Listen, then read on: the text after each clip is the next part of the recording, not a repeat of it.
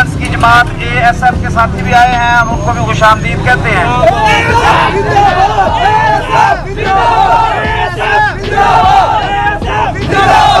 देखें, ये हमारा इज्तिमाई मसला है और हर एक के साथ प्रॉब्लम है। हम हुकूमत की इजारादारी और करप्ट सियासतदानों की पॉलिसियों की वजह से आज इस नहज पर पहुंच गए हैं कि पहले हमारी प्रोडक्शन इंडस्ट्री जो थी वो तबाह हुई है।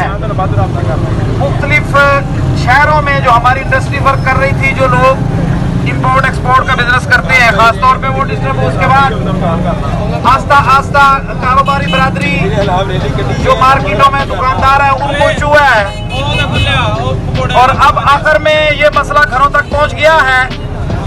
घरों के बिजली के बिल जमा कराने भी मुश्किल हो गए हैं। तो आज जितने लोग स्टूडेंट्स हों या दुकानदार इस एहतजाज में शामिल हुए हैं, मैं सबको खराज तहसीन पेश करता हूँ। सारे दुकानदार दोस्तों का, भाइयों का मोबाइल एसोसिएशन की तरफ से शुक्रिया अदा करता हूँ। सदर साहब ने बड़ी एफर्ट की है और इस उम्मीद के साथ निकले हैं कि हमारे मुतालबात को माना जाएगा और हुकूमत फौरी तौर पर बिजली के बिलों में रिलीफ का ऐलान करेगी। नारे तकबीर।